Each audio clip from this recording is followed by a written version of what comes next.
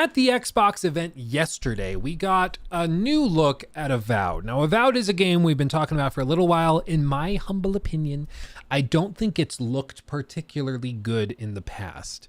To me, it feels like the initial trailer they did, you know, the one in the dark cave. Let me see if I can pull that up. That initial trailer, the announcement trailer, that one looked pretty good. This was 3 years ago. July 23rd of 2020. This is when they just popped off during that E3 type of event. Like this, it looks really dark and gritty, almost as if it was hitting the gritty, almost. And, you know, they show this fantasy stuff. They fire the arrow.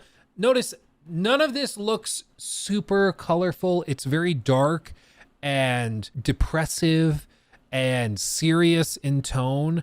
The color palette is very muted and flat, and people's reaction to this was generally very, very positive. People saw this, especially this shot was gorgeous. People saw this and were like, oh, hell yeah, I love the look of this. And then it lands, and granted, this is a cinematic. This is not in-game or gameplay or anything, but it transitions to the sword and the magic. And people are like, oh my God, is this like a new sort of Elder Scrolls game? And then we see that it's from Obsidian, and people connect the two and are like, oh, this is basically Obsidian's version of Elder Scrolls. And of course, they didn't want to avoid that comparison because that's what they would love people to think. And so they're like, yeah, that's totally what it is. And this is the last we saw of it for like a couple years or a year and a half or whatever it was this trailer, this logo that I think actually looks pretty good. Nice, clean metallic. The metal has like a texture to it. I think it looks good. This was exciting. And then we got another trailer, a gameplay trailer that I think left people generally a little less excited. So remember how muted and flat all the colors were, how the color palette was very, very muted and restrained. Then we got this in-game footage and cinematics. And frankly, it doesn't look like the same game at all. Like, not even close. In terms of tone, in terms of color palette, in terms of graphical fidelity, like everything just is very different. Which I don't know if that reflects that there was a difference in approach or art design, or if maybe that original trailer just was not indicative of exactly what they were going for. But other segments like this, you know, this to me reminds me a lot of The Outer Worlds, this sort of fauna and the bright, colorful nature of it. It's not bad. It's just very different because, again, this is very, very different to like this very flat, dark, depressive look. You know, these are very different looking games. This is cinematic, but the point of a cinematic is to try and communicate tone, feeling, the world building, the setting, all of that stuff. You can do a much better job of evoking that emotion, basically. And instead, we got a game that just looks like The Outer Wilds, but in fantasy. Again, not bad, just very different. And I think this is why some people went from, ooh, I love the vibe of this. This is cool.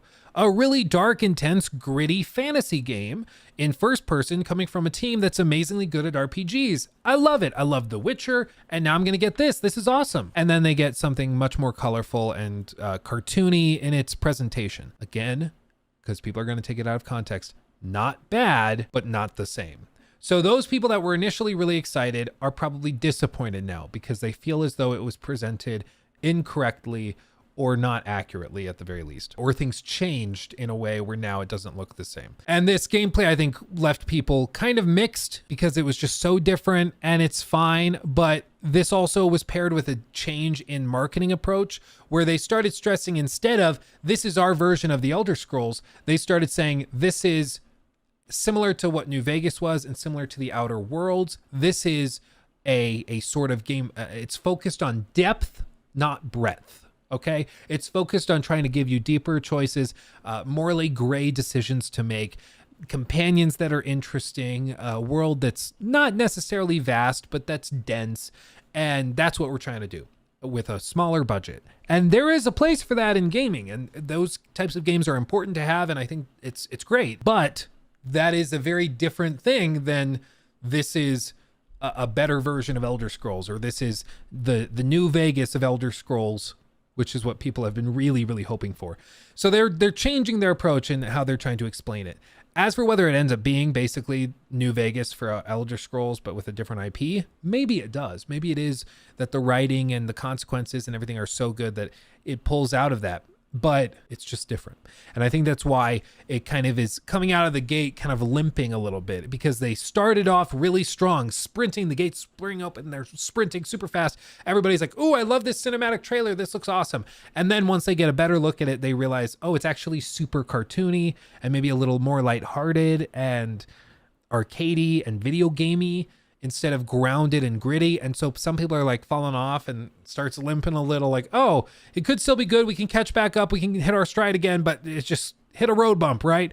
And now we got this latest trailer at the event yesterday. Now, my humble opinion, you don't have to agree with me, I think this trailer looks way better than the last one.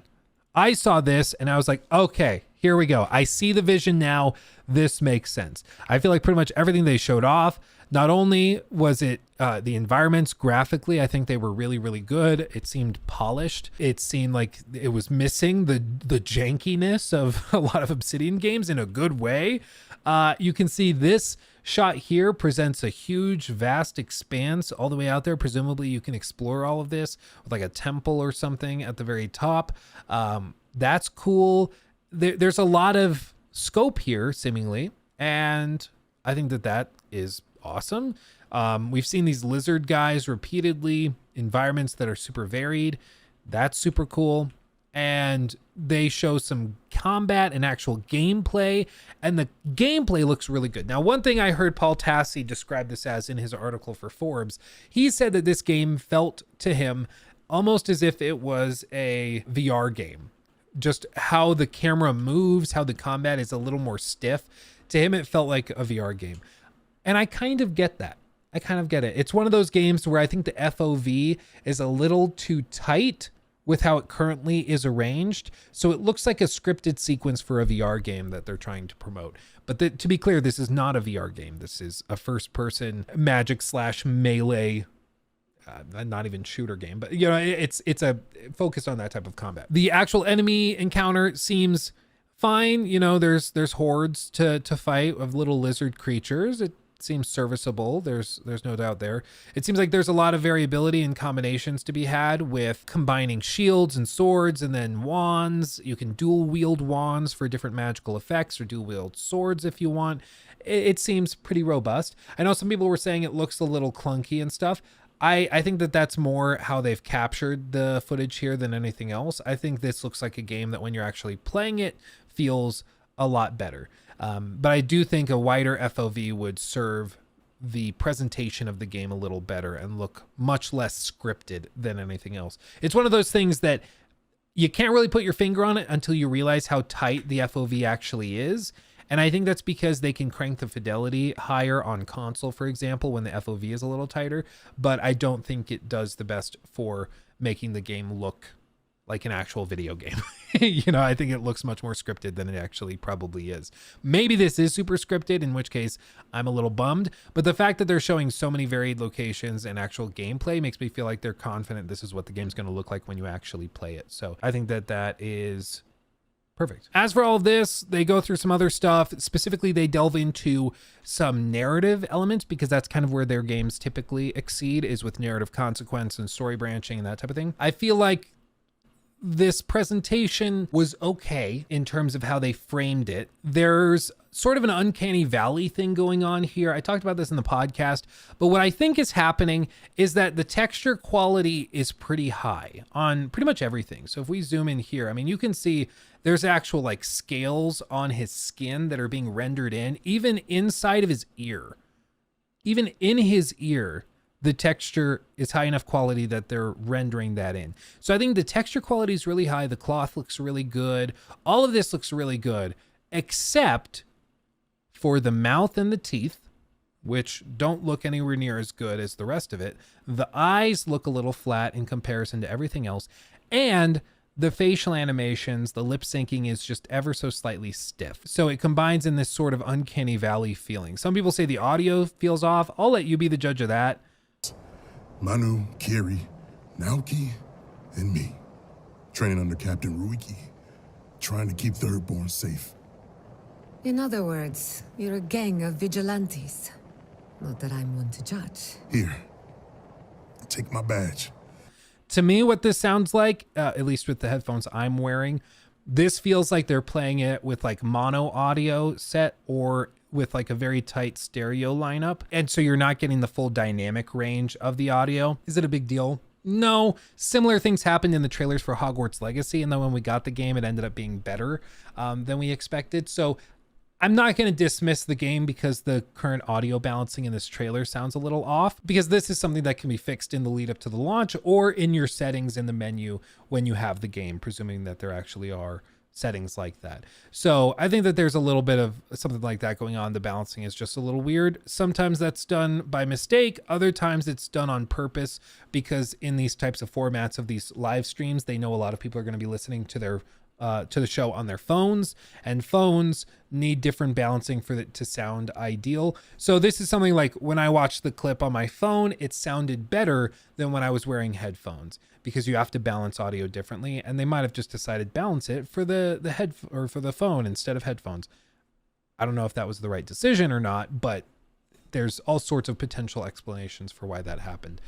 As for the actual writing and everything, it seems well written. It seems like there are actual consequences within the story.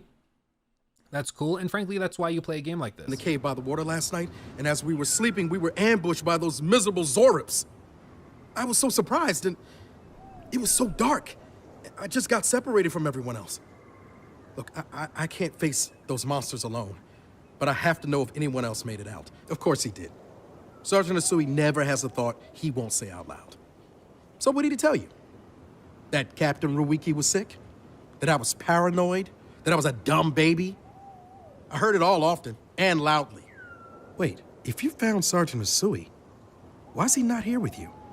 What happened? I get it, kid. No one knows how they'll react until their first battle. Who can blame you? As for whether this bugs you or is adequate for concern, I think is up to you. This is much less of a this doesn't make sense in game design, like the Starfield constant loading screens. That's something I feel like you can point to objectively, and anybody looking at it critically is going to go, yeah, constant load screens are a net negative. It's just not great. With this, it's like the audio balancing is a little off. Is that enough for you to like lose interest in the game? That's up to you.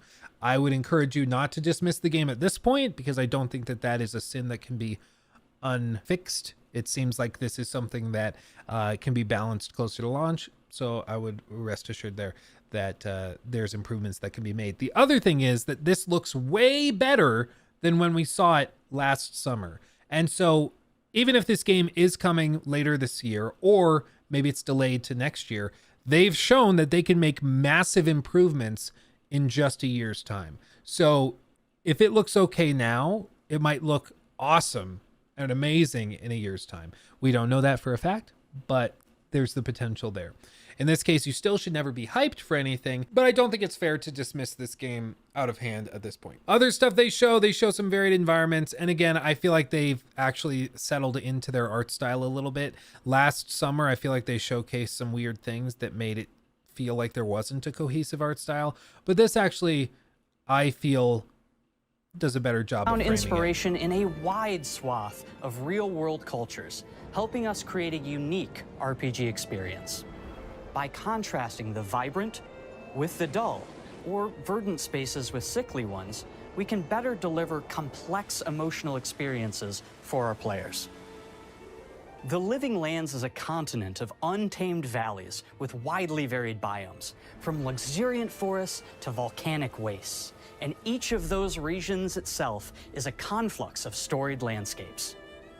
All of the regions have a lot of special things associated with them, but I have a deep place in my heart for Shatterscarp. As you're wandering the wastes of Shatterscarp, you might notice off in the distance a vibrant jewel of color. By transitioning from destitute, muted tones of a wasteland of sand and marching in towards a beautiful oasis. There's the opportunity there for life, for adventure, and even a little danger. We hope you've enjoyed this look at. And I think that, again, that looks way better than last year. I still, honestly, and this is just because you guys know me, I like the dark, gritty stuff. This, to me, I personally would have preferred. I don't know what it is, but it seems like every studio and every artist nowadays is like, I want to create a fantasy world that's vibrant and magical. And I'm like, I don't know. It's just, I'm not that interested in that. I like a fantasy magical world where anything's possible, and yet it's still burdened by the realities of human existence, by good and evil, by the drudges of society. They're still present there. I understand some people might not like that, and they might like a world that is just like, ooh, it's all glitter and rainbows and everything.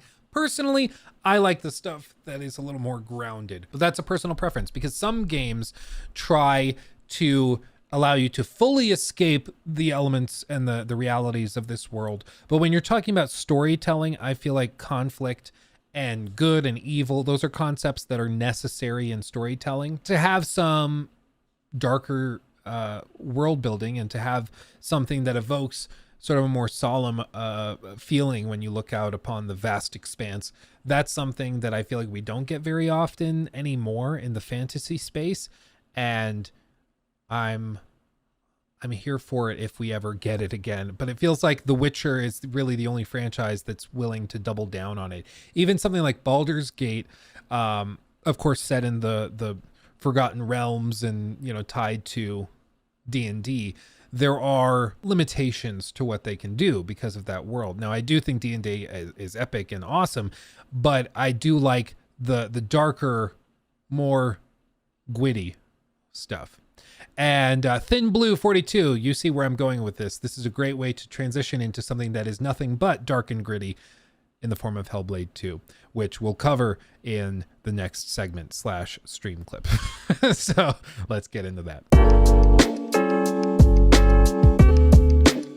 He took my thing.